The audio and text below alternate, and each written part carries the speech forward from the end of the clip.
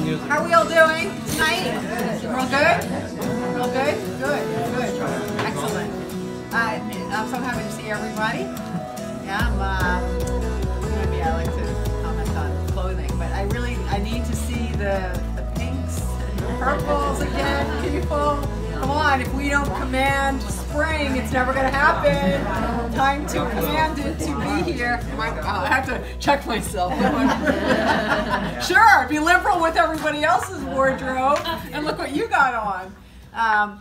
All right, it's great to see you. Happy supposedly spring, everyone. It's good to see some new faces and supposedly.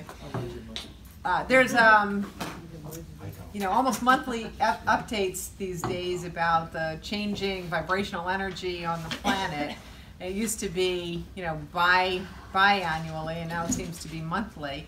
I'm sure you guys can all have a sense that things are shifting again and again and again. And I think in a very positive way overall.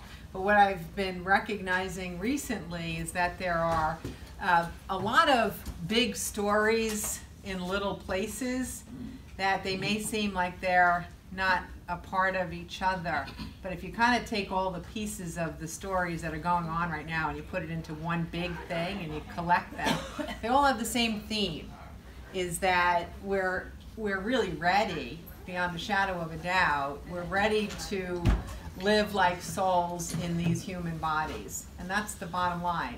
We're just ready to be there. And there's no more tremendous amount of catch-up time for those who haven't jumped on board yet. It's just time, and we're radiating it. And when you come to a group like this and you see so many people that you want to hang out with, even if it's for my 7 minutes that I should have been standing here, you feel the energy that we are connecting on very, very different levels in meaningful ways.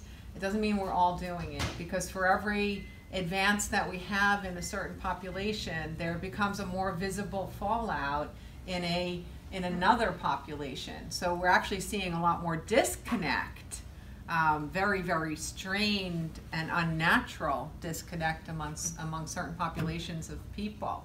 But that doesn't mean that we're drifting apart from one another, because when you do come to something like this and you see how welcoming and personable and easygoing we are when we're in this kind of setting, you understand that there are filters, and in different environments and different organizations you're going to be hanging out with different kinds of people, but there's a pre-filter here that's going to allow people to be more soulful just by nature of being interested in the topics and in actually putting aside a Wednesday evening to come. And so one of the most important things to keep striving for, as the world is changing so quickly, is to present yourself in the light of the world that you want to live in. And there really aren't any exceptions anymore. I feel like 2012 was the major kickoff of us saying, let's decide whether we are spiritual or egoic, right? And since 2012, the universe has helped us to recognize that being evolved and enlightened and letting our egos dissolve is a far more fun, playful, happy way to be. So we're not going to spend the next decade of our lives personally, once you make that realization, we're not going to spend the next decade, continuing to peel off masks and layers until we reach some modicum of perpetual happiness. Because why would you postpone something that you have the tools and the mindset and the information to achieve today, right? So think of this as, I really see this year through 2020 as those who already have the language and the meaning behind this period of accelerated enlightenment, that just don't hesitate anymore to be what you know. I'm saying it every day. Be what you know, be what you know, be what you know. I know when I started this leg of my journey and I came out with it in 2007, the world wasn't ready for me yet, and I wasn't ready for me either, because I was afraid that people would think that I was crazy. So coming from the business corporate world and having to use logic and analytical data to get any valuable conversations where I was appreciated.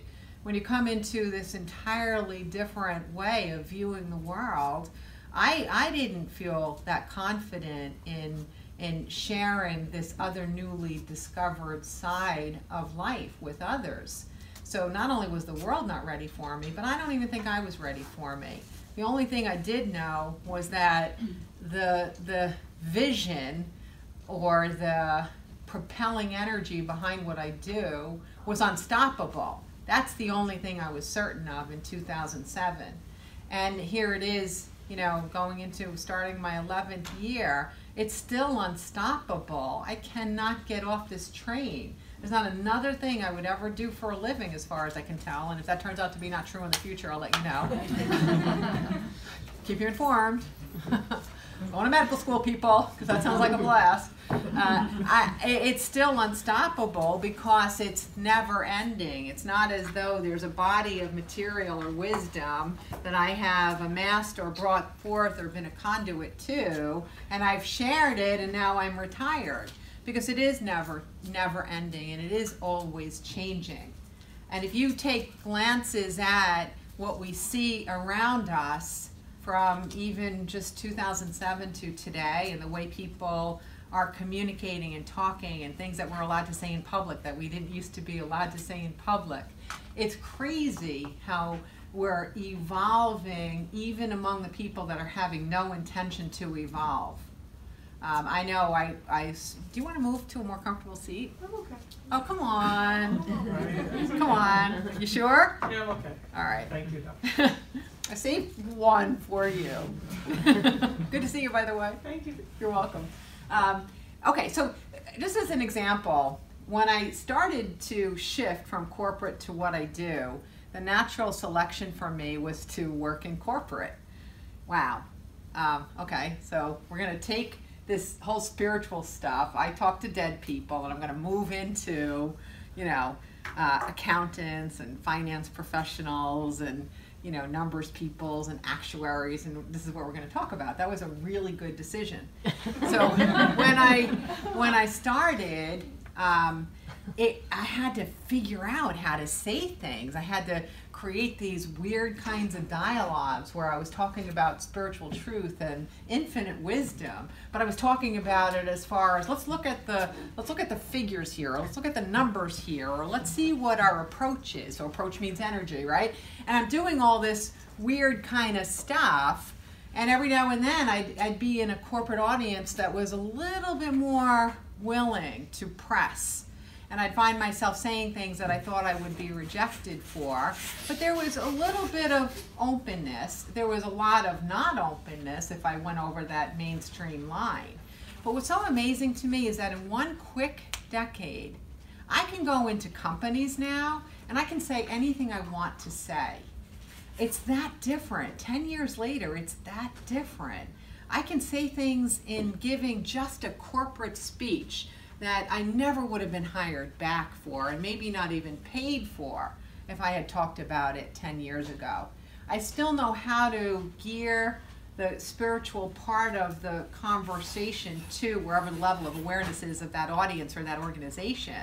But I'm not going to take our eternal truths off the table to speak anywhere anymore. I can't do it. I can't pretend that I really care about, you know, things like profit and all that as my only form of conversation, punctuality or marketing or whatever. That's just the backdrop for our spiritual growth. So I can't go in there anymore without having some spiritual topic infused into the conversation. And it feels great that that's allowed. But what I'm seeing is that if we press, this is allowed in more and more spaces. And it feels very recent, like very gradual, since maybe even 2015, that we can press now. We can press. And I'm not saying that we're going to start walking into, you know, an annual convention of the accountant and finance professionals of America and start handing out, you know, charts on chakras and then selling, you know, beads in our car outside. We're not doing that, but we can have amazingly spiritual conversations in that setting. We really can. As a matter of fact, I was hired once to be the keynote speaker at the annual convention of the Accountant and Finance Professional Association of America. So it's actually that comical, right? And it's their annual convention, and they drink and they eat. So give me hundreds of accountants and finance professionals and put a couple of happy hour drinks in them, and then ask them to sit there and listen to me. Yeah, that was not the peak of my career, let me tell you. It all worked out, but they allowed me to. They allowed me to be there, and they allowed me to take the microphone. That's progress, right? That's really progress. You guys are saying, like, who hired her? Like, the hell was he thinking? Are you kidding me? You know, how'd you think this was going to work out? But it did work out. So when I'm talking about be what you know now, I got that for the first 5 or 6 years I was doing this. I said, just relax and do what you're comfortable with, even if you're keeping your real life, the spiritual life, in secret to yourself. Just do what you're comfortable with. You can go out there and pretend you're a normal person. It's okay. But just do what you're comfortable with. But I can tell you that since 2015, I don't know that that's the approach that's going to be most beneficial to you anymore. So I say push the envelope a little. It doesn't have to be 100%, but just push it a little bit more than you used to. Because we're not going to keep sitting around waiting for people to ignite independently of any prompt, right? It doesn't work out well for us. So give them a little push.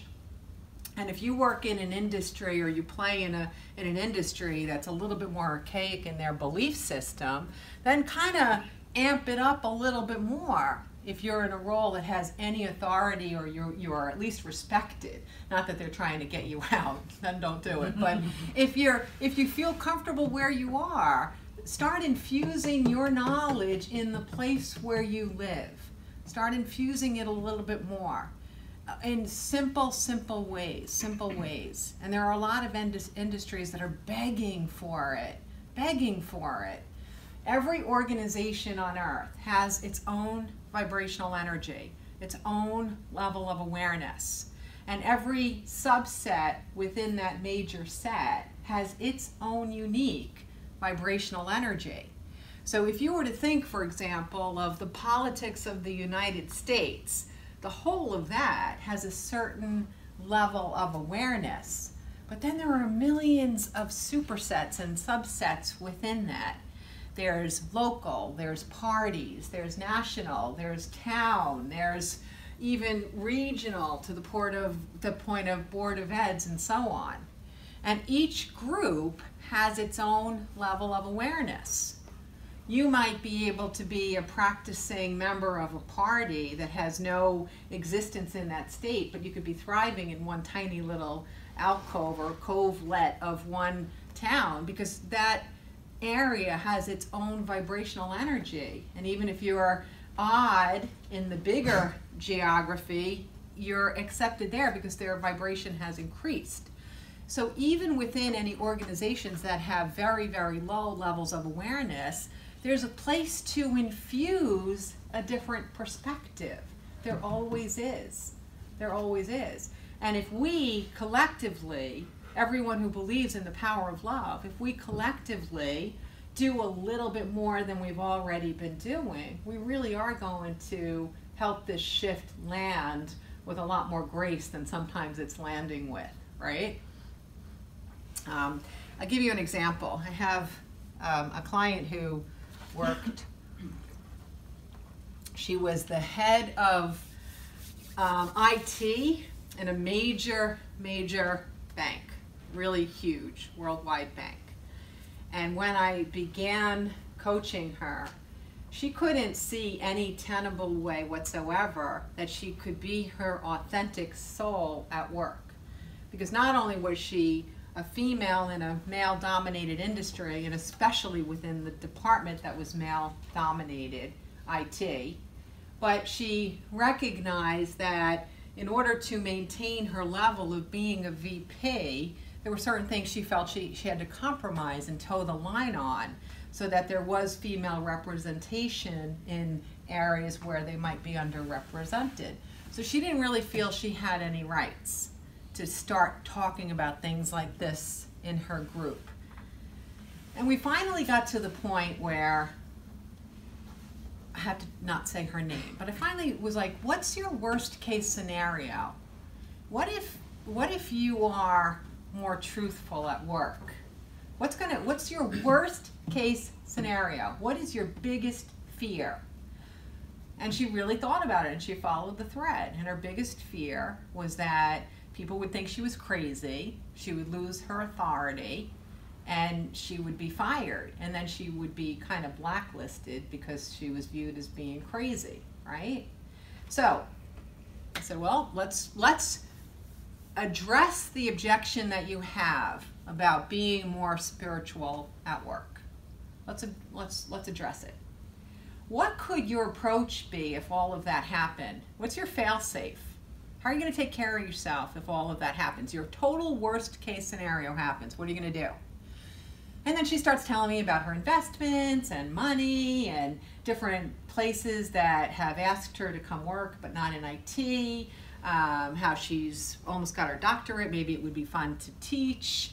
And so all of a sudden, this horrible nightmare of a scenario that's choking her, it dissolved, because she's like, wow, maybe I do just want to quit and become a professor, right? I'm like, no,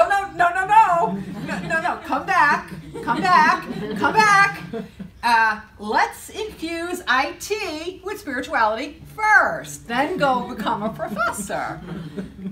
So she came back, and what we did was we actually put together a plan that her intensely logical side felt comfortable implementing to bring some right brain into a left brain department. And one of the things we did was we established her recognition of her autonomy within the company, because IT is kind of funny. They're kind of like a branch off to the side. They report to everybody and they report to no one, right? And no one knows what's going on, so anything you tell them, they think it's true. So she had a ton of autonomy. And when she established that she had so much autonomy, she realized she really could do kind of anything she wanted in this department and get away with it. So what she started to do was she started to talk about things that mattered. About, well, maybe you're feeling overwhelmed because of this, or did you ever sense that, or did you ever think of this? She started putting in areas of self and personal development and awareness and knowledge in her reviews of people instead of just all this technical stuff, okay? And as she started to do this, she started to find that she could create partnerships within IT where she could get people to support each other on a personal level. Not just about career matters, but about things about how they could feel more whole or more healthy or less stressed, or to know how to manage their personal lives so that they can feel more comfortable in the work environment. So she did this, and her I don't know what the metrics are for IT. I guess I should know this, right? But whatever the metrics are, they went through the roof over like the next 8 to 9 months. The loyalty was pronounced. There was like so little turnover in her department. Productivity increased, absenteeism declined, whatever they do in IT, which is a big mystery to all of us, as it should be. Like those numbers went up also, okay? So the grand result of this experiment was a huge, huge success. It got to the point where it's so amazing to me that this is a totally true story. By the end of a year, her company, her department was so spiritually infused with things that matter, not all the bullshit and politics and low self-esteem stuff that we do to each other. But it was so improved that she said, you know what, I feel like my work is done here. So we set out to find a bank or a financial institution that had a higher level of awareness so that she could even be more value in their IT department, because they were already amenable to the idea that happy people make happy employees. All right, so this is exactly what we did. The sad thing is, I will have to tell you this because this is the truth. At the time, there was no such large financial institution in the United States. So she had to leave the country to find one. And she wound up, sorry guys, maybe it's a little bit better a few years later, but that's the truth. So she wound up leaving the country and she works for a company in Canada. And it was amazing that the vibration of that corporate environment and what matters to them and what's important and their perspective about commerce and so on, and their role in the whole economy of lives. It was so different that when she got there, she felt more comfortable, like she was wearing the right clothing now. So here in a year's time, she took her own development and growth and infused a huge company with that. And then she decided to take it and do something even more in another company. Now here's the interesting part about it is she's so well educated and so smart, she just keeps moving forward without necessarily seeing her in the middle of it, right? When she resigned the first role, she had in her department anywhere from 5,000 to 6,000 employees in her department. She's never once called me outside of a session, not once. One day she called me, and if she calls me, I'm going to call her back because she's never done that before, right? So I thought there was some urgency. She called to tell me that since she resigned, she had such an outpouring of loving letters and gifts from the IT department, from employees. People sharing stories, how you changed my life. You mentioned that you like lilies, here's a plant. My life will never be the same. If you leave, I'm coming with you. Where are you working next? And she's never had that in her entire life in any area. And so she was so overwhelmed that she was just sobbing on the phone. And I think maybe she didn't know that I believed her. So she said, would it be okay if I sent you a few examples? And I'm like, of course, absolutely. So she sent me just like 8 emails or so. And like the pure love that was coming through from this apparently supposedly left brain group of people, it was so convincing that I recognized, you know what, we can't hide anymore, people. Instead of waiting for people to catch up, we've got to be the ignition now.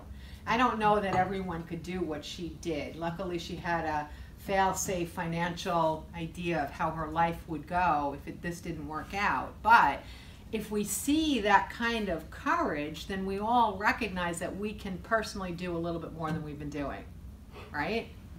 And we can, and we can. And here's another thing that has become apparent.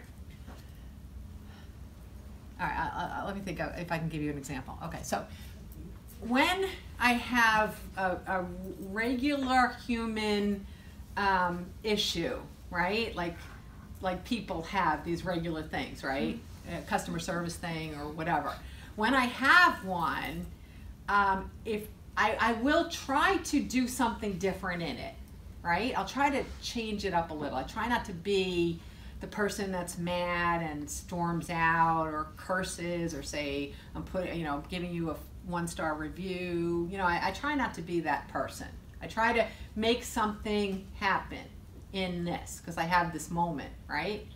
So I just had a circumstance where 2 of our biggest companies in the United States were both, and I have to tell you, in the heart of this, we have $9.99 that's at issue, $9.99.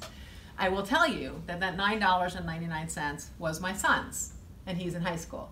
So that $9.99 was $1 billion as far as I was concerned. Obviously, I didn't care about the money in the least, right? But it's my role to teach him or let him observe that there is there's goodness in this world. It's my role. I have to show him, because there's a lot of people trying to shove down life sucks down his throat like everybody else's throat. So my role is to say, it's not that way. It is in some places, but it's not always like that. So I had these two big companies in 2 emails blaming each other and taking no responsibility for the issue. And they both were like, sorry, I can't be more help. And I'm like, wait a minute. I know it's only $9.99 and they expect me to walk away, but this is not going to work for me. It is not going to work. So I wrote a note, and I didn't write a big dramatic thing, you know, corporate greed and you're living off the backs of our kids. I didn't do that. I wrote all the true things. Huh? All the true things. I left that out. I said see addendum B on page 7 if you want to get to that. But what I did write was I really did write about principle, but I wrote about it very, very, very simply. I said the bottom line is, you two are massive conglomerates. Every tiny penny that comes your way comes from a human being. If you don't regard with respect the humans that are allowing your success to thrive, then you're dishonoring everything that it is that you're doing, okay? So I said, you know, I did say this is, and I even said, I don't even think I should have to say this, but this is the earned money of a sophomore in high school. Is this the message that you want to give about life and corporations and money? Right now you have a choice. What is the message that you want to give him? And what was weird was to get a response from either of them. The first one took almost a week. The second one took 3 or 4 days for them to blame the other company. I wrote that note. I was blown away. I got a response in 2 hours. Wow. Blown away. 2 hours. I couldn't even believe it. And the person wrote out a letter like this, explaining their limitations, explaining the technology, explaining the why and the how and the apology and all of this. And I was like, look at that. All I did was I just spoke from the soul. That's all I did. Because you can, right? I said to my son at the very beginning, I said, listen, no matter what, I'm giving you the money. So let's not even worry about that. But I'm going to see if I can get you your money back. All right? And so he got to see every email. He got to see what I wrote. He got to see how they responded. He got to see their care. And then he got to see the end result. I know it's small, right? But is there any chance that that one paragraph changed the world that we live in? Yes. I think it did. Because if we all stand up to that truth, if we all take responsibility for asking other people to take responsibility of the vibration of love in our interactions and our respect, then everyone's going to have to deal that way, because that's the only way we're going to succeed in commerce. If money is what they want, don't give them your money unless they give you their love. Okay? It's not that hard. And you know what? The interesting thing is, it didn't take me that much time. This really didn't. Because I just said, well, what am I feeling? Of course, disappointed that they did this to him. But that wasn't it. I wasn't angry. I was feeling like we have to talk to each other again. We have to stop hiding behind all this stuff. Emails, texts. This is our policy. This is our policy. This is our policy. This is our policy. No, it's not your policy. Somebody wrote that policy for their convenience. Rules, what do they say, are meant to be broken. If you don't agree to their rules, if they're not coming from a heart, then don't agree to them. Hold them accountable to come from the heart. That's all we're asking. Hold people accountable to come from the heart. All right, I don't know who caused that conversation. Hi, happy Wednesday, everybody. Oh, Michelle, I'm going to take a break here. Sorry, I didn't do it, I swear. Hi, Michelle. How are you? I know that, you know, for me, I always say I didn't speak for 35 years and then I haven't shut up since. So I didn't have the confidence or the courage to say things for most of the decades of my life. And I get that it takes courage, but I also get that there is such a satisfaction when we move ourselves into 5% more active participation in igniting others to be more loving. Even if we only move 5%, the reward that comes back to us, the echo of consideration or love or feeling of pride that we even did it, right? The echo that comes back to us, even our own feeling of having had the confidence to do it, even if the result is not as we would have wanted, that actually amps up our courage even more. And then the next time we're in a tenable situation, we can find that we can go up 10% or 20% or 50%. Until it feels like it's the only way to be. And what's interesting is it's no one wants to be criticized. So that whole the squeaky wheel gets the oil thing, that's not at all what I'm saying. I'm saying let's not even do that anymore. It's not about you trying to elicit a result that makes you happy, monetarily or whatever otherwise there is. That's not even the answer. It's about educating and igniting the best in people and companies and organizations while you are having whatever normal interactions you would have, okay? Because no one wants to be criticized. But if you give them an alternative of a different way that something could be managed, then they might just step into that alternative. They might just step into it. It's remarkable that they might just step into it, okay? And we can do it. We really can do it. I point out two things to help you always feel more confident about where we are. One thing is, and I'll say this over and over again until we all remember it, but pick up Yellow Pages from 2000 and count the number of spiritual commerce organizations on any level that are in there. And now pick up one from 2018. I don't know where you're going to find it, but you get the point. What is the percentage of spiritual organization with a spiritual bent in there now in comparison to 2000? I think it's going to be mind-blowing. The number of yoga places or acupuncture or meditation studios or even just art and music and doing things that allow us to grow in other ways other than just all about money and whatever. And so that's the one thing you want to keep looking at. And the other place I like to witness it, where it's just so apparent, is, and I know I've mentioned this before too, but it's so worth noting over and over again because it's in sports. I've always been a fan of sports fans, never a real fan of sports, but I'm a big fan of sports fans. So because of that, I've been around a lot of sports, and I love that when you watch an interview after a game, whether it's a defeat or a win, they're also like they all have this really spiritual stuff to say, and it doesn't necessarily feel canned or pat or what you're supposed to. There's a little bit of that in there, but it feels like it's authentic, not just the must say, not just the, what do you call it when your words are chosen for you? I hate Scripted. that. Yeah, but beyond that, right? Public relations, where these are your words you're supposed to say.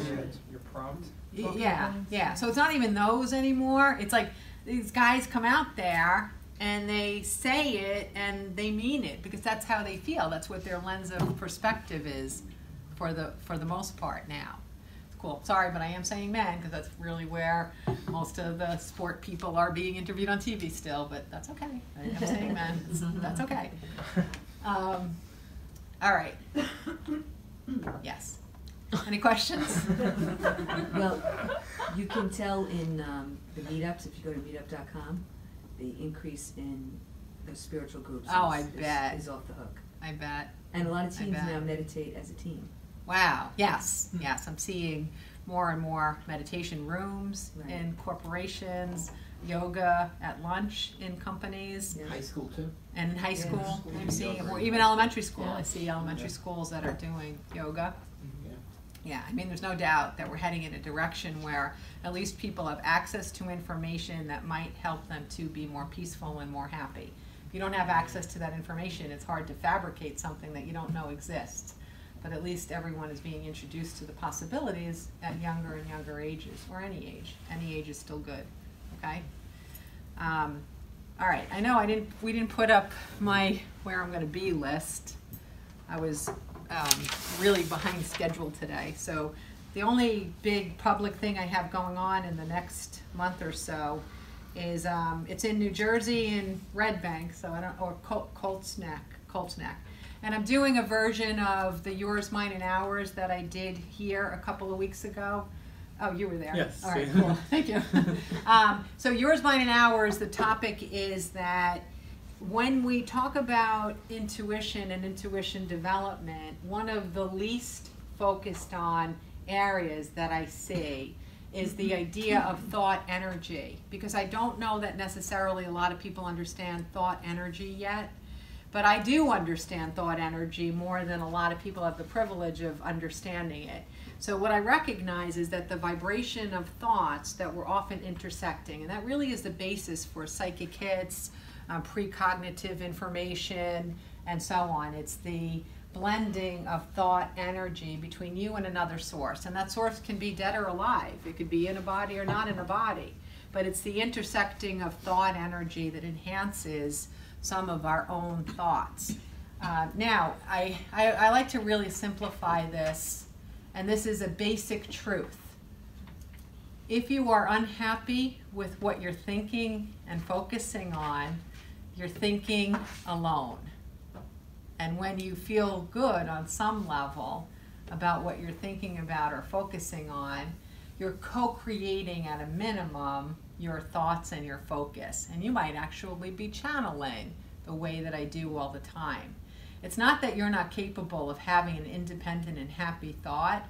It's just that there's such a different vibration that other souls are going to come in really, really quickly when they feel or sense that vibration to help you attune to it, to enjoy it, to ride the wave of it, to understand its value, to see a positive outcome by having that focus. That's one of the things that our guides do, is to help us stay in productive thought patterns.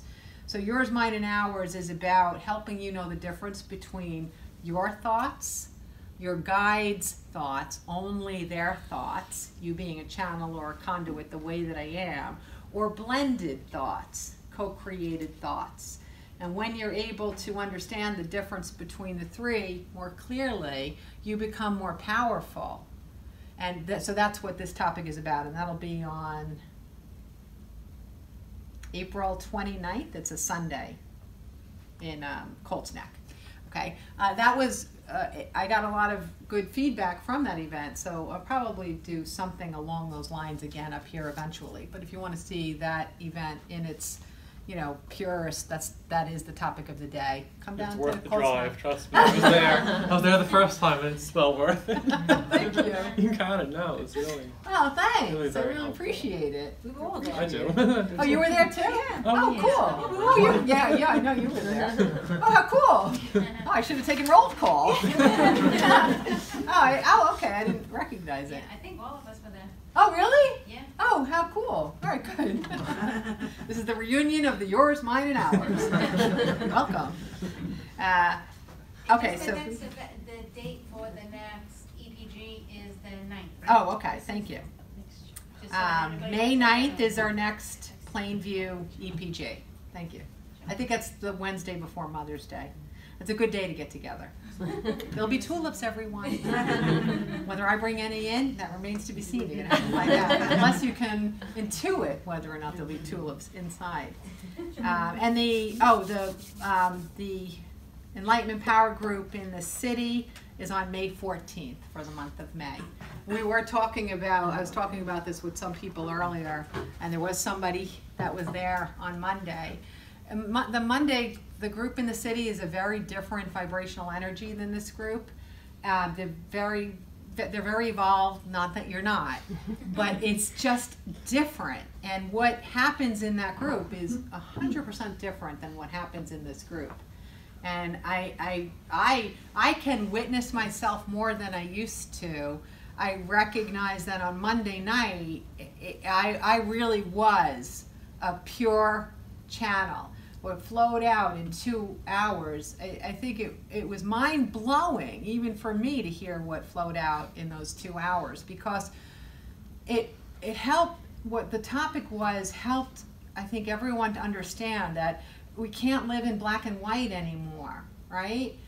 Everybody takes a side. You're right, you're wrong, you're good, you're bad, you're spiritual, you're not, you're whatever. There really is no such thing as all or nothing. Even the most extreme of extremes have little threads of possibility of thinking about a different perspective or being a little bit more moderate. And every time there's a controversy that comes up on this planet, we all take sides and we fight and we defend our side. And what was really interesting Monday night was that my role was to see all of the incredible layers and levels within something that was controversial happening in the United States right now. And I showed by the end that there was no right and there was no wrong, even though everyone anticipated that there would be a right or a wrong. So it's fascinating to see. We're complex. Everyone's going to have a different role in this journey in helping us to ignite more of our own enlightenment, and all of those roles are important. Some roles that you witness, you'll be like, oh, I really don't like that. But if you sit there and think about what they're doing, how they might be able to advance us, even if their approach is not similar to what you would have done, at least you can appreciate that having a small percentage of people that have that level of resistance, it's going to move us all forward, right? So that's one of the areas that we want to really start to go to in this world where things are so polarized, extremely polarized right now, particularly in our country. We don't have to be a representation of polarization. We don't have to be. You can have a camp of thought that you believe in. You can have beliefs that you feel propagate some outcome that's more aligned with what you think is right or good. But you don't have to be absolute in it. If we start to see what it is that everybody is really wanting when we fight, we can find the places that we're having conversations again, even people who think they're supposed to not like each other. Because that's the only way things are going to get better, is if we find that place that's not in a camp. You know, every now and then if I hear a politician saying something like spiritual, I get so excited. I'm not religious, I'm sorry, not religious. But if I hear a politician saying something based on universal wisdom, I get so excited. And you know what? I really think the people who are hearing it get excited too. You know, if we're really starting to care about the messages behind the actions. And you know the difference between a politician that is looking for your vote versus a politician that is acting from a vibration of love. There's a big difference. Right? If I split up the numbers and say, if I say this, this is how many votes I'm going to get, versus if I say this is how many votes I'm going to get, is that the person that you want to elect? Or do you want the person that comes in and reflects and thinks about it and looks at things through the lens of love and thinks that there might be another solution, something not tried yet, something a little radical, something a little bit different? You know, we might not have been ready for that 10 years ago, but we were ready for it 240 years ago. What happened, right? We can get back there. We can get back there. We can be ready for it again. So along the lines of that you can move 2% more or 5% more, the way, even if you feel shy or uncomfortable airing views that you don't want anyone to think you're nuts or whatever, you still can move forward through your vote and through how you spend your money. I explained this the last time we were together about I've taken a few hard lines on companies I won't let have a penny of mine. And it absolutely has nothing to do with stubbornness at all. And it has nothing to do with comfort or ease, because it would be more comfortable and easier for me to give them my money. But it has to do with the vibrational energy. If I believe in the vibration of love and that we can all get there, then I have to be mindful of where I'm spending my money in as many places as I have the power to choose how I'm spending my money. I know we say, well, you could choose everything, because we really are. I am going to pay my PSEG whatever bill, right? Because I choose electricity, and I choose not to have that be my personal battle right now. But I also have solar power. I also share articles about wind power and all other sorts of sources of natural power on my Piece It Together page, and I encourage other people to do it. So I'm not sitting idly writing out that check. I'm doing what I can do, but in order for me to live on Long Island, it's more comfortable, yes, I'll admit it, more comfortable for me to have a reliable source of power, and I'm okay with that. I think if I went off the grid and really spent my bucks only where I found love, I don't know if I could be as much value to people if I'm tucked into that kind of environment, right? So for me to be a value, I will compromise and I will agree to electricity as it is delivered to our homes. But I do what I feel I have a range of more comfort in, and on things, even if it puts me out of my comfort zone, if it's optional, then I choose. I choose, I choose, I choose. And it's hard to understand, because I know even my own kids sometimes, they're like, Mom, nobody cares, you know? You're the one that won't use styrofoam. Nobody cares, right? Whatever it is they say. And I'm like, that's not my decision, what everybody else chooses. What is my decision is what I choose, you know? And if I have an opportunity to say things once in a while that, yeah, oh, these plates are so pretty, because I give events, right? Oh, these plates are so pretty. I'm like, yeah, you know, it's so cool. They're 100% recycled. I love that they have, some people don't know what I'm saying, a half-year life? What is it? Half-life. Half-life, thank you. So I don't know what I'm saying. But they have a half-life of, you know, 14 days instead of 14 billion years, and that makes me happy, because styrofoam takes 14 billion years to decay.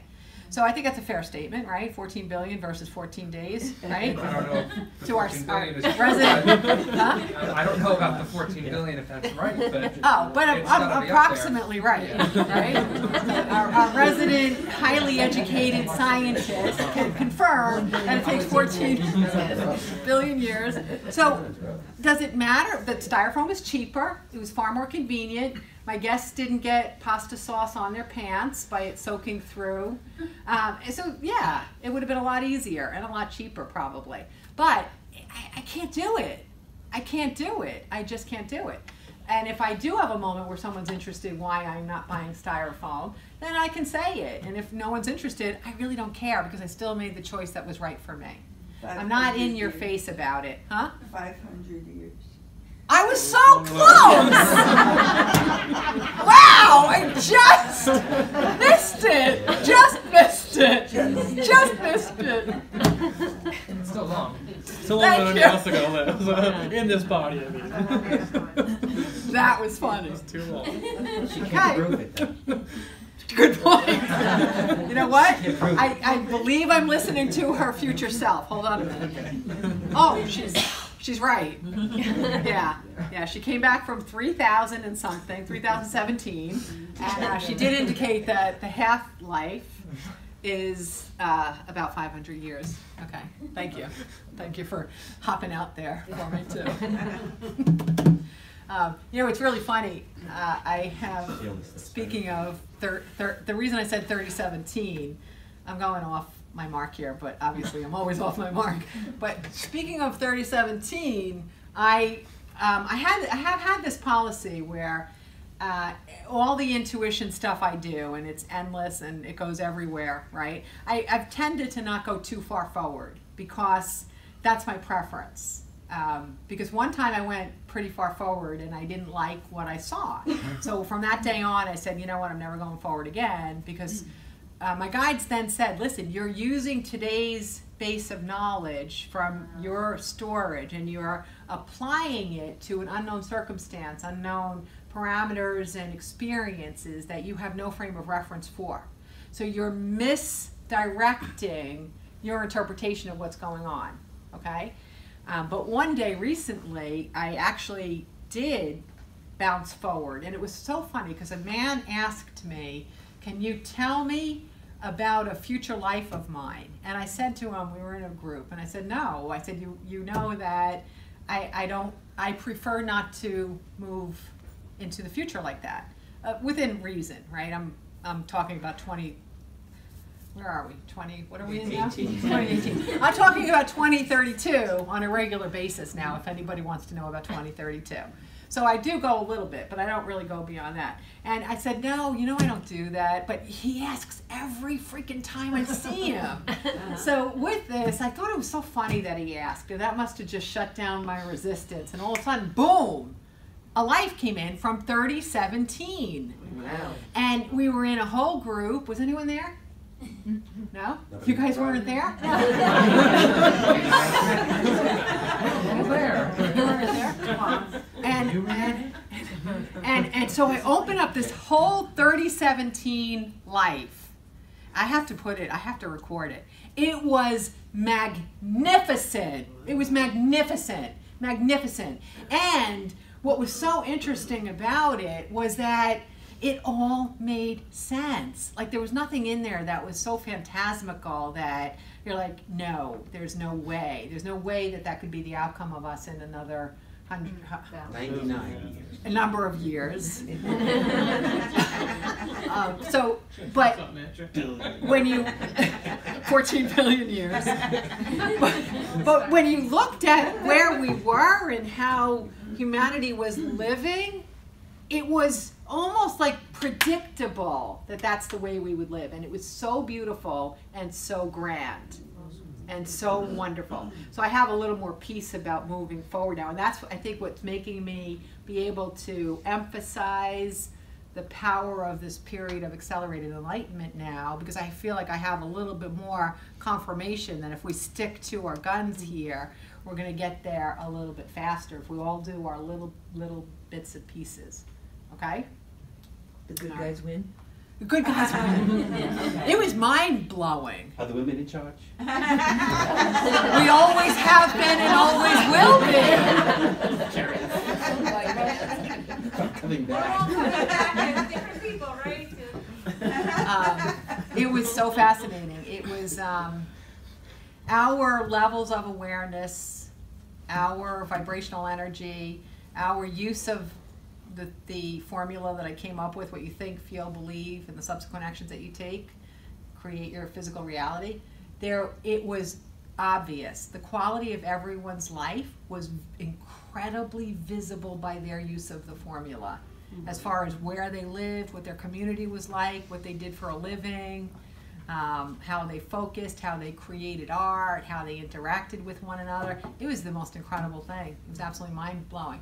But everyone who lived in a circumstance that was not where they believed that they wanted to be, the next level of awareness group was always giving guidance as to how to be living in the next space, or shooting ahead 3 spaces. It was amazing. And we were sharing thought energy. The lower your level of awareness was, the more you used language only, and the higher your level of awareness was, the more you weren't reliant on language only. It was cool. Very cool. I'll meet you guys there. I might come back by then. I might. Yeah. That's one of the days on Happy in 90. If anybody is interested of how to get there, it's in that program. It's on that online course, Happy in 90. Is it? Oh, how to get to the end of it, the future, the last module, right? How to create that. Well, one of the days, like when you were saying, like one of the formulas or so, like. Oh, my formula's in there. Oh, totally. And how to use it. All of that is in there. You're right. Thank you. But the last module does talk about how to, build the world that you want to live in, with as much as you want to give or as little. I've been out of my body a lot lately. I don't understand time right now. So 8:05. this is a good time for a break then. Let's get a cup of coffee, relax, enjoy each other's company, and we'll reconnect in 10 minutes. Are you still happy sitting back there, over there? Yeah, I checked her. She's okay. Okay, so we've all I see checked her. need water and back there or anything. need water, Coffee, I have reading material. There's a free seat here if you want. Thank you. You got it. Putting it out there. She didn't go to that seminar. You know? This is Yeah, this is You're on probation here. We're gonna have to make attendees VIP section for the future. It's a little too close over there. I don't know. I don't embarrass anybody ever. Not you. Right? Never. Never. I never embarrass anybody. Certainly not on purpose. That was sitting in the back doesn't help So either. when you said, usually sitting up here, so it's too much pressure. It's like, whoa. Maybe in a few years. Yeah. I don't. Just not twice. I unintentionally embarrassed you. It's funny though, no, believe me. Twice, 2 for 2. Thanks for good story. We'll see if you're back again. Oh, believe me, by all means. I guess I can promise to embarrass you again. All right. Hi, everybody. Hopefully you got Derek's handout. If you have I didn't any... get it all yet. Huh? I didn't get it to everybody yet. Oh, if you didn't, you will by the end of the night. And if there's anything at all that you don't understand, I think he made it very clear about how it works. He's a great musician. He writes my theme song for the Year Before seminar every year under a lot of pressure. Always does a beautiful job, so I can vouch for his ability. We all can. And also take a peek at Victoria Colette's collection of beautiful fragrances. And I don't say this often enough, but I always want to remind you guys that, you know, if you are representing something or you sell something or you're passionate about something, please bring it to the EPG and put it out on the table, because I think that when you find other soulful people, you want to support each other. If you have the opportunity to buy something or buy a gift or use a service, you'd rather do it with someone that you already know has a heart, right? Okay, unless you don't. That says a lot about where you're at. Then you can come to my remedial class. All right, 2 things. I haven't chosen the dates yet, but I'm going to be doing a small seminar. It's going to be very, very limited seating that you can be at the event, but it's going to be broadcast live, okay? Because I have a lot of people from around the country that are getting infuriated with me for only doing things locally. So I've decided to do it the best of both worlds. I'll do the online event live so that you can have the option of which way you want to go. The first topic, I believe so far, is going to be, I realize that some people don't even really know what enlightenment is. I'm not going to tell you what enlightenment is because you're going to come up with some kind of definition within your own mind. But the first evening I do this, I'm going to tell you what the stages are. Because I think having a map makes it a little bit easier to congratulate your successes, okay? But it also helps you to set your compass on the intention of getting to those aspects of enlightenment that you might not have yet realized. You know, bungling around in the dark is so hard to do. But if it's out there for you, it's not about whether you're good or bad or right or wrong, of course. It's about seeing, yeah, I nailed that, or well, that makes sense, or I'm striving for that, or I didn't even know that that was a destination. So I don't know where I am in the ascension, and I'm never going to put a word to where I am. But the only thing I do know is that I'm probably farther along than a lot of people, if you look at the whole planet, and a lot of people. So at least I can tell you the stuff that got me there. I can't tell you this stuff yet, but I'm happy to get you to this spot faster, maybe even, with that knowledge, okay? So that's going to be my first topic. So I'm going to hand out, while I'm speaking about other things, a very poorly written piece of paper, And it's just, the topic is seminar online and in person. And I just wrote down Monday, Tuesday, Wednesday, Thursday. Just put a mark if you have a preference of date. And then I made another column for other topics that you would like to see in that forum. Because I generally pick my topics based on what I see emerging in clusters in my database of coaching clients. But I don't have to always be the decider. I would like to answer the questions that you guys actually have, okay? So if you fill that out. So other topics that you'd like, and if you were to come in person or to even take the class online, do you have a date preference, Monday, Tuesday, Wednesday, Just put a Thursday? tally mark, please. Just one mark. All right, we good? The other thing is, a lot of people don't know that I do private Enlightenment Power Groups, which is privately hosted by one person or multiple people. And the groups are usually carefully selected by the host, and they put together a group. And we meet once per month, and we work on spirituality, intuition development. We work on limitless topics. No two private groups are the same. And it's interesting that I can do 4 in a week, and we haven't even talked about the same topic in any of them, because I'm a conduit, so I respond to what's going on in that group based on my intuition or what your guides are talking about or where they're directing me. But if anybody is interested in participating in or hosting a group, I especially seem to have a growing cluster of people that want it on the North Shore, going like on the Nassau-Suffolk border. So there seems to be a growing desire for that in that location. But if anybody else is interested in hosting, email me or see me at the end, and we'll get you started. There are no limits in topics. People that have or do participate in the private groups, they know that what we do is usually quite different than what we do in the public groups, okay? Can they write them on that sheet too? Would that help you? Oh, absolutely. Yeah, right on the back of the sheet. Send me a note. Tell me what you like about me. Tell me don't tell me what I can improve, because nobody likes criticism. No, write whatever you want on that piece of paper, and get it back if it's already past you. So that's the things I wanted to say. Now, speaking of, does anybody have any questions? Thoughts? Yeah. I just had a question. A word that I heard you use, and I was wondering if you could tell us the meaning. Phantasmical? Oh. A lot of years ago, when I started the spiritual part of my journey, I realized that the English language is inadequate, so I started to make words up, and that was one of them. And I call myself the vocabularian, because that's also a made-up word, but the vocabularian's responsibility is to insert new and necessary words. That. And I do make them up periodically. I try to get you to agree to them, and then we get to use them in public. Just like the word anyways with the S on the end. Somehow we've agreed to the S on the end. You can all use that word in public. Now, I will not. I will still keep the S off anyway, but you guys can feel free now to use the S. Okay.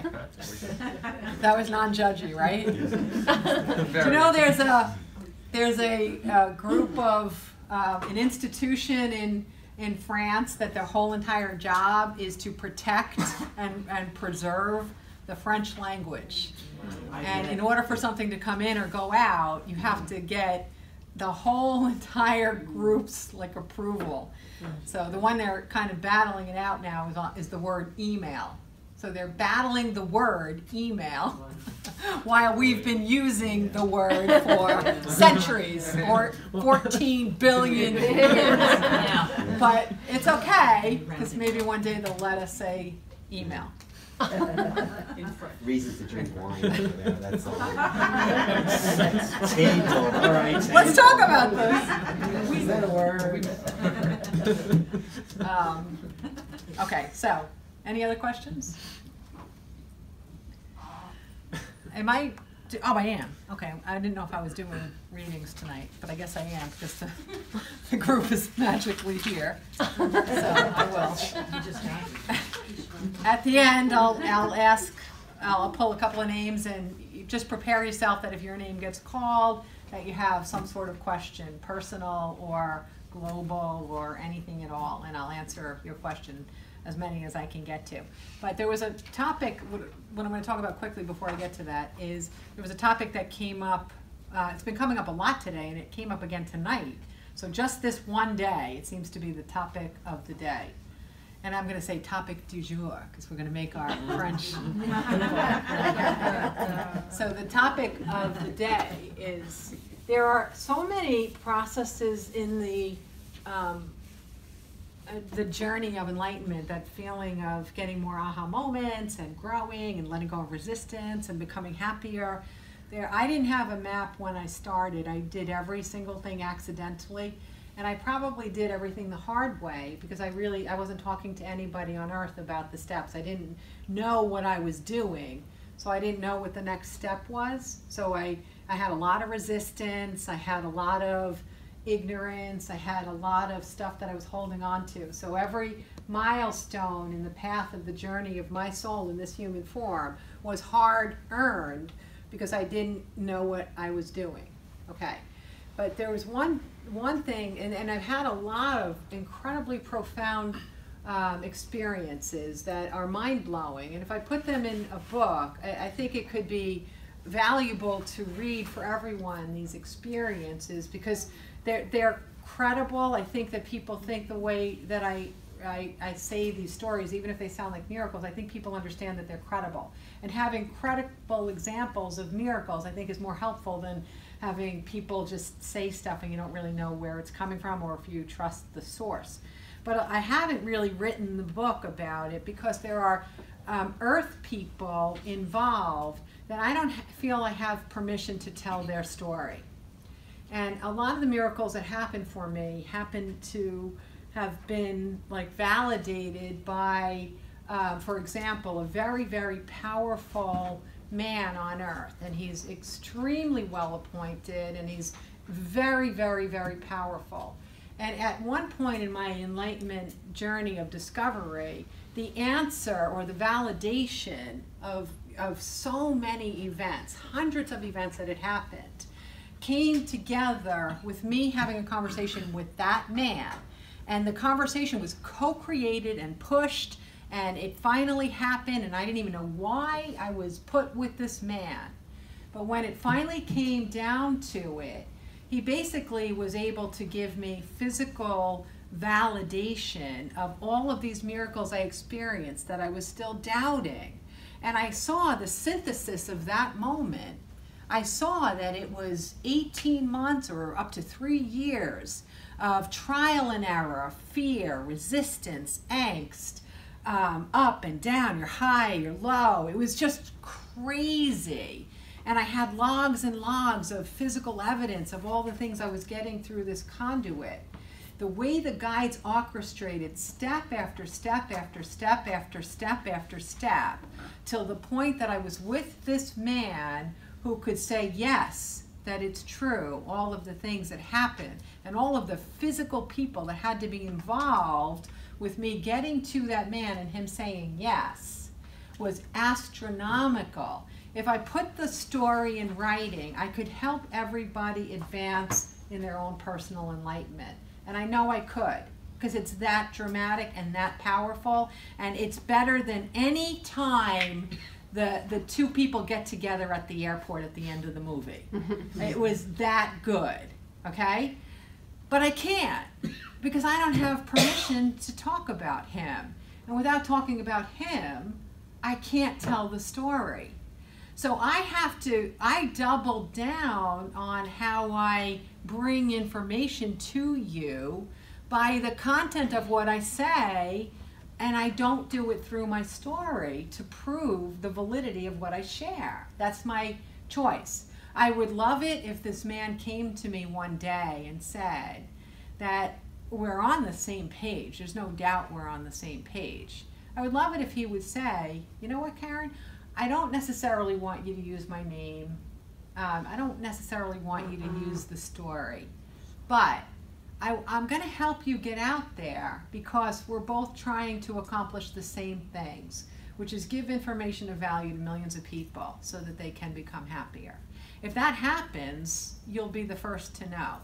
And if we can all put a thought to that happens, or some variation of that, then it's fantastic, because then I can share this story with you, and you too will believe in miracles even more than you may believe in miracles now, okay? And it is a long story. So when I do share, you're going to have to stay with me for a couple of days. All right? We'll have people bring in food and water. PJs. And PJs. But in the meantime, one of the topics that has come up so much today, I can't even believe it, is one of the processes of enlightenment. And it might be step 17 for you, and it might be step 700. And it might be step 1, which would be really weird and very cool. But for most of us, it eludes us. So I'm going to share it with you as an insight into a destination, either to interpret what you've experienced or to set it as a destination for what you can experience. And it's one of the byproducts of the process of enlightenment. And what that is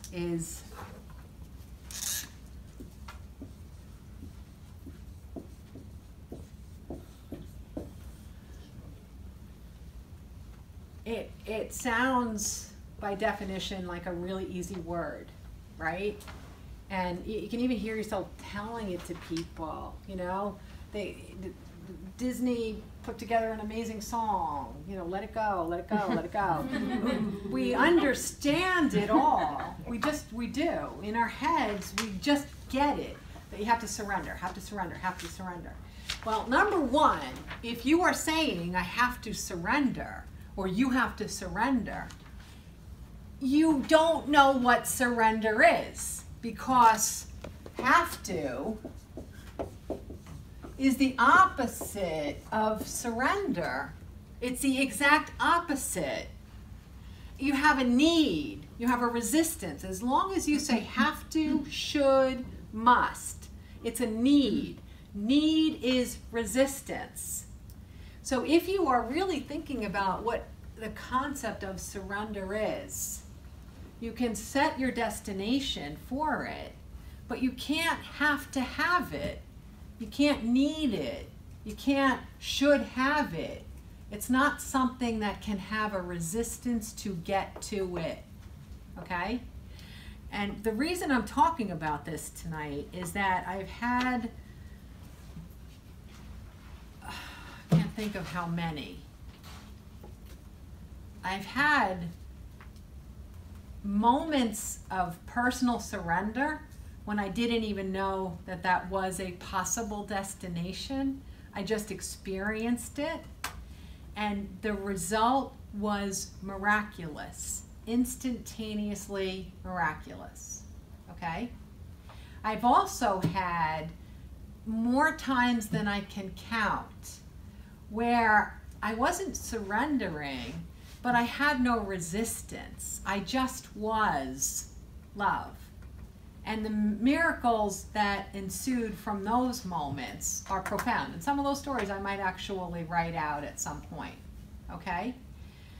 The point is that we are so conditioned to believe that we have to be in control of everything, that even when we're trying to let go, we're controlling our letting it go. But what surrender is, it's understanding that there is another source here on earth other than just your own self.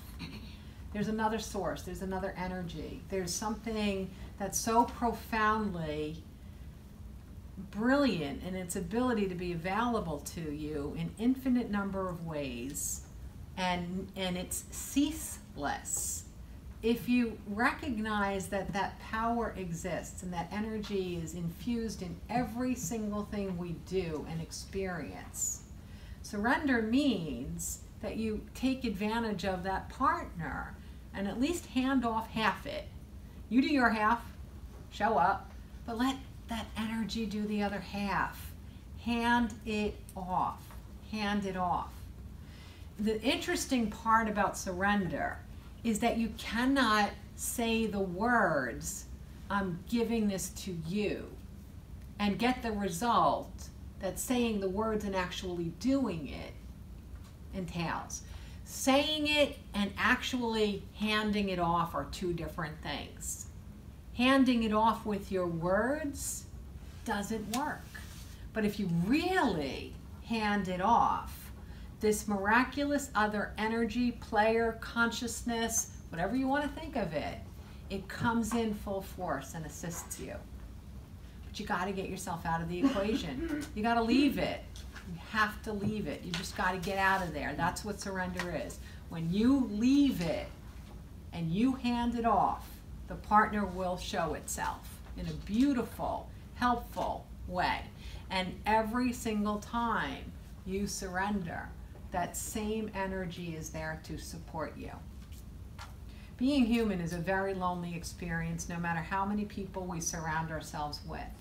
If we're going to be fulfilled to the level of our soul in our human contacts, and that's where we think we're going to feel completely satisfied, we're probably wrong, because we all have baggage, and we can't be everything to any one person, and no one person can be everything to anyone. We can have pieces of that fulfillment from lots of different people.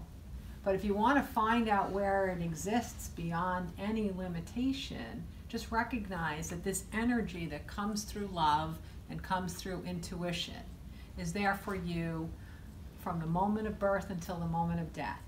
And it's always there for you, and you can tap into it. I don't have a privilege. I don't have a pass key. I don't have something special that allows me to have the miracle in my life. All I did was the same thing that we're all trying to do, is to remember what we knew before we were born. And the difference here is, this is what I want to mention tonight. There's a very, very big difference between, did I put enough U's in there? Did I? Did I put them all in the right places? 2 C's, 1 U.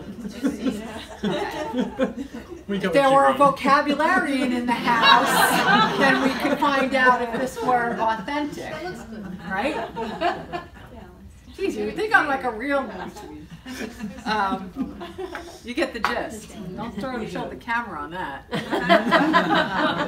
That's right, vacuum's the only word with the W, right? Okay, so the word I wanted to write. Yes. I could do a whole 2 hours on vacuum. I really could. Okay, succumbing is not the same. Succumbing is giving up. Succumbing is being powerless. Surrendering is allowing that beautiful, wonderful, wise, and infinite energy to support you.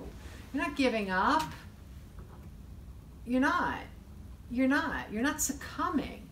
You're not saying it's over out of dread or self-pity or it's too much already. It's not succumbing. It's releasing it. It's surrendering. It's having the ability to recognize without doubt, or maybe a little bit of doubt, that there is this energy to support you.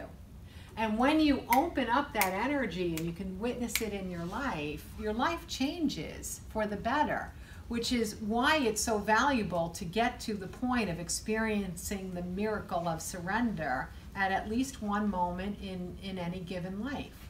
And listen, I've been in thousands and thousands of past lives of people. And there's a pattern, of course, we all have it. We have a lifetime, we don't surrender. We have a lifetime, we don't surrender. We have a lifetime, we don't surrender. It's amazing to me how many of the processes of enlightenment you've picked up along all your earth lives by the time you and I sit down to talk. It's like, wow, you did a great job.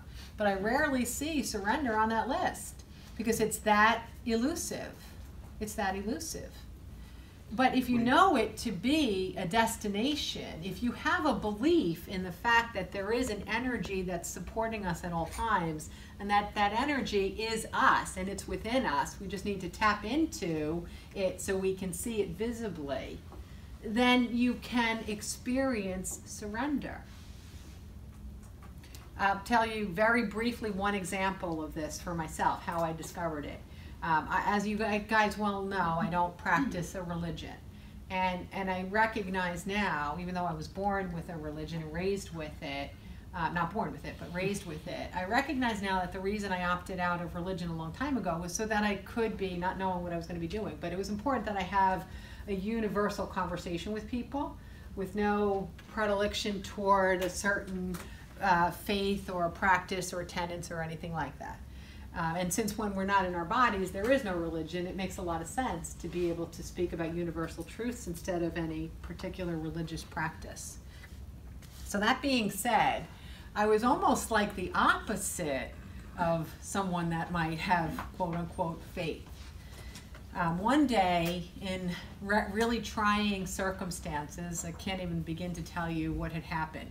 But in those years I was telling you, when I was high and low and up and down, and I knew it and I didn't, those agony and ecstasy years, I got to a moment where I was exhausted because of what was going on during the day, physically and emotionally, something that I was working on. It happened to be a missing person case. Really not fun circumstances. But at the end of that day, I was depleted. I never felt like that in my life. I was spiritually, physically, emotionally, logically, intellectually, I had nothing. I felt as though I might die, truly. Not just I felt, oh, I feel like I'm gonna die, right? I feel like that when I'm hungry, okay? But this time I was just really thought, I really think I might die, all right? So we did everything that we could to, pump life into me. Without going to a hospital, because I was in part of the circumstances that made it so difficult was we were in a country in which I didn't feel supported, so I didn't want to go to a hospital. And I was afraid if I fell asleep, I would die. So I went to bed at maybe 10 or something, and I stayed awake. Number one, I was too sick to sleep. I can't even describe what it was like. I was too sick to sleep. I was definitely too sick to sleep. And I really was afraid if I slept, I would die. So I didn't sleep. So it's 10 o'clock, 11 o'clock, 12 o'clock, 1 o'clock, 2 o'clock, 3 o'clock, 4 o'clock. Now imagine each of those being a bad minute to the 10th power, and then put that many of those minutes together. It was hard, to say the least. I didn't know what to do anymore. And I took a breath, and I already knew what a guide was. I'd already developed a relationship with those that had reintroduced themselves to me, because we forget them when we're human.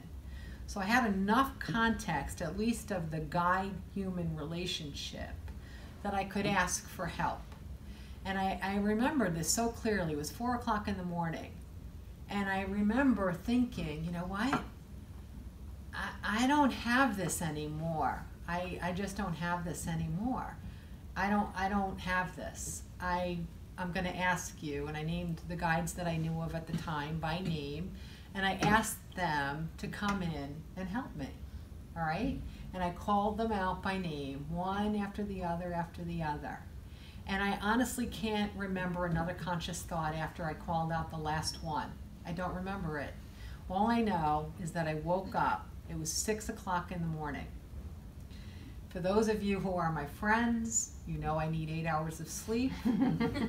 2 hours does shit for me. I woke up at 6 o'clock in the morning, and I felt like $1 million. I was 90% rejuvenated. I felt better than ever, better than I'd ever felt in my life.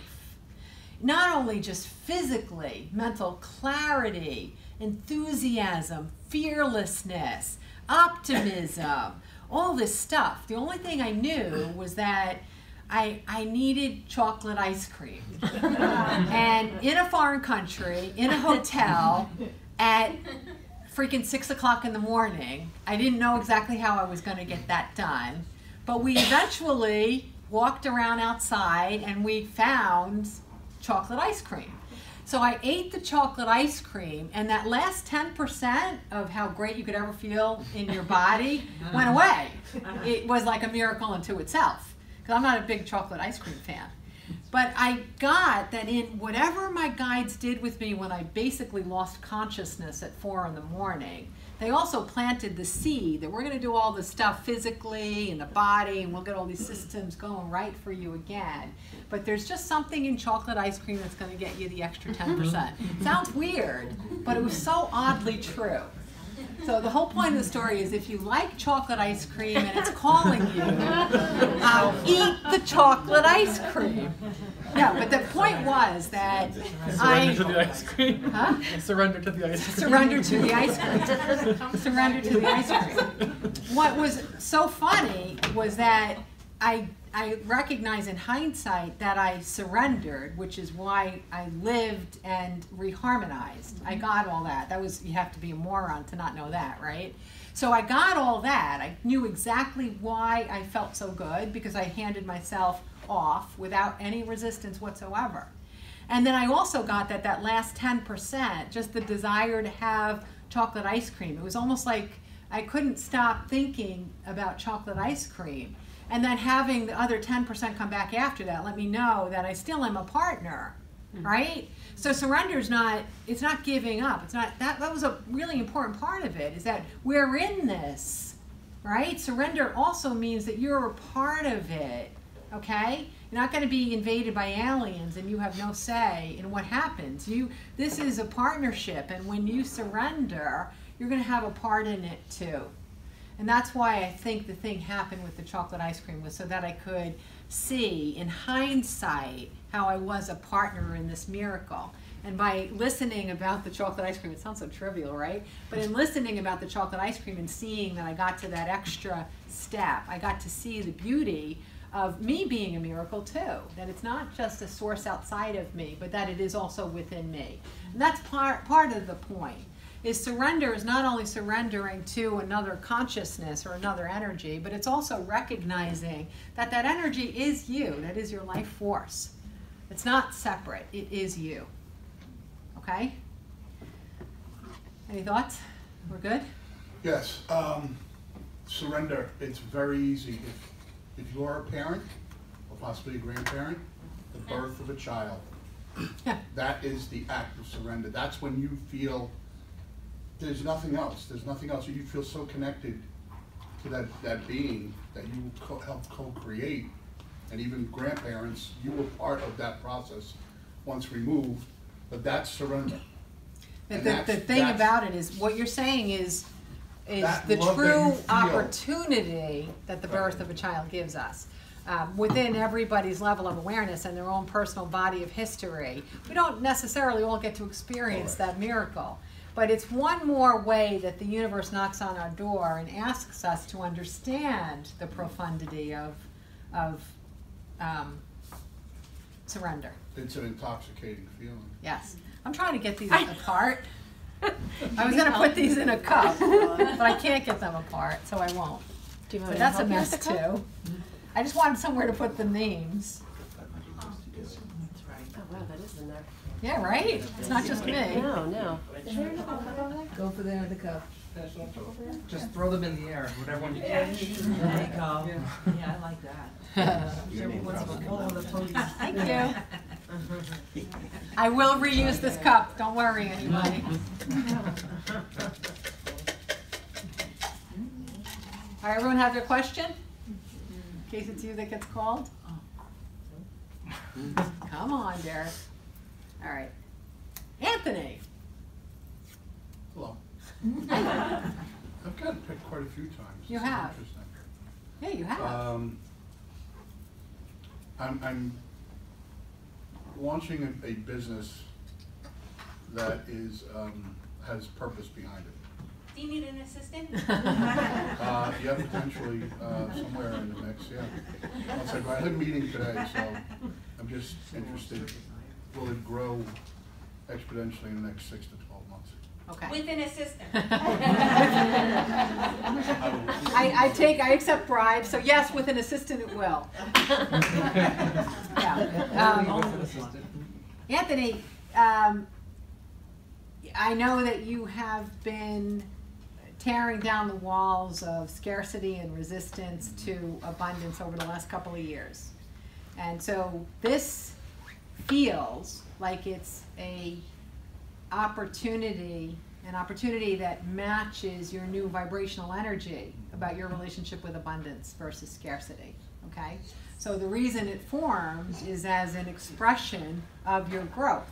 So the answer is yes, you have magnetized it in, and as long as you keep using whatever tools you have to stay in the mindset of the belief of your own prosperity and abundance, then the answer will continue to be yes. Our misbeliefs that are formed in us are so compelling that they tend to draw us back in over and over and over again, but you just stay consciously awake and keep rising above any scarcity pull that you may have learned earlier in life, okay?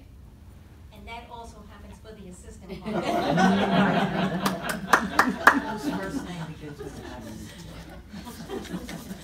Yeah, right. Let's narrow that down a little. That's right. Put it out there. Put it out there.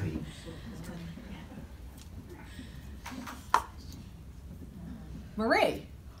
Oh, wow. Yeah, surprise, right? Yeah, right. Oh, gosh. Can you go on to the next one while I think?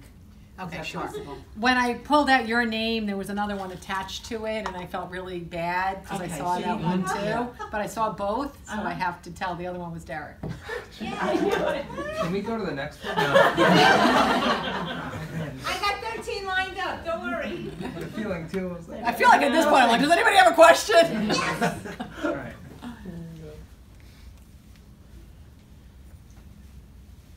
This has never happened before. My mind is completely blank.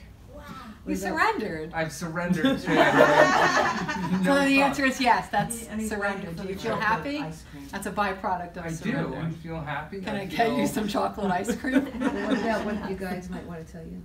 That's always the easy question, right? What, Huh. what do my guides want to tell me? Can I think of something cooler than that? All right, I'm going to give you 3 words. Write a song. Write a song. Give it to me on Monday. No, then I only give you 1 word. Right? Yeah. No, this I'm going to give you 3 words, and this is your answer. Okay. And it's going to be like, oh, you got to be kidding me. But Sounds great. go with it until we meet again, and then ask me again about the 3 words, and whatever you haven't figured out from today until then, your guides will fill in from me. I next thought time the I 3 see you. words would go with it. I know. That's fine. All right, I like that. All right, and only Derek will understand this, so don't think you guys are going to intuit what it means. It's not what it might sound like. Okay, the lone wolf Okay. is the 3 words. I was gonna ask about that. Okay, good. Yeah. Marie. Oh, geez. I feel like I got so many things going on that it's complicated. I'm trying to figure out which to ask about. So, I don't know. How's that new role going? Did you start? Yes, I did. Okay. I did. And I see a lot of things that I like and enjoy, but now other things are coming up that it is not as enjoyable. Right. You know, so yeah, that would be. All right, so use it like this. Yeah. Use this as a way to take the pressure off the money part of your journey right now, Uh-huh. but use the agitation as a way to take all of those things that you are sensational at, that you can make money at entrepreneurial, and use this as your driving way to get those amped up. Our ability to open up a path of abundance usually opens more readily when we don't have the resistance of believing that we need money. Okay? Right. So by having that, all of those pathways will become freer. I don't know what, I don't want to go down all those paths, but I will tell you, you know what they are. But I will tell you, for some reason, I'm being seen an image of, I feel like there's some denim in it, in a piece of jewelry, but I also see some beads in it. I don't know if I've ever seen beads in it before. okay? Okay. So I just wanted you to say, that's not the whole answer, that's not the $1 million answer, but I did want you to know that they showed me that vision as well. And Does it's that funny help? because a friend of mine, I just spoke to her the other day, she makes bead out of recycled papers. Huh. And I asked her, I said, listen, Ah. maybe my beads, my denim, your Yeah, beads wow. get together. Wow. That's a good idea. Wow. Just Wow. upcycle All right, cool. denim paper. Yeah, interesting. Yeah. Yeah, so, Okay. and I know you've made bracelets and things, but for some reason I really actually am seeing this around here. Yeah. So, And that's where the beads seem to be more appropriate that okay. she makes. All right, cool. I don't know what time it is. Do we have time for one more? One more? One more? Are we good? Huh? 14 million. You guys have to save. You guys have to save your energy. When I get approval, you're going to be with me for 2 days. Remember? So you got to save your energy. Hope you picked her. Irene, where are you? Did you say I knew it? I knew it. Oh, how fun! I actually felt that. Did you? I really did. Okay, hi. Hi. Oh God, I have so many questions. Where do I start? Linda. Hey, where am I then? Ask them all. I'm sure my guides definitely know some things that are going on in my life. Is there anything that they can give me more peace with? They can leave more, so I would be more peaceful in my life.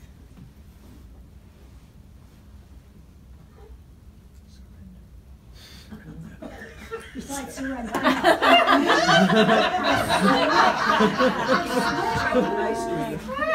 Drop the ball. I think I had my first experience with that about a month ago. I have an interesting message coming in that I wouldn't have chosen myself, and I hadn't heard it with you before, so I'm going to tell it to you, okay? And the message is that there have been times in your life when your level of awareness was higher than that of the people that you were the most intimately connected with. So you threw your body on a sword and experienced disharmony so that you could be at the same level of awareness of them. Maybe that's why I like fencing. Do you understand what I'm saying? Yeah. You do. You totally understand. I know Joanne got it big time. So if she can add something when you guys leave. But I got what they were saying. Okay? All right. She'll take a shot. Okay, we'll do one more. What is name? No, my God. Huh? Do you have his name? Are you going? Joanne.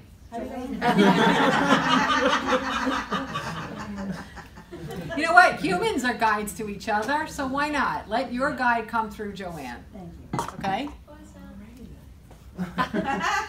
No pressure. No. Nancy. Hi. Hi. Yeah, so, well, you know my dad left us about 5 months ago.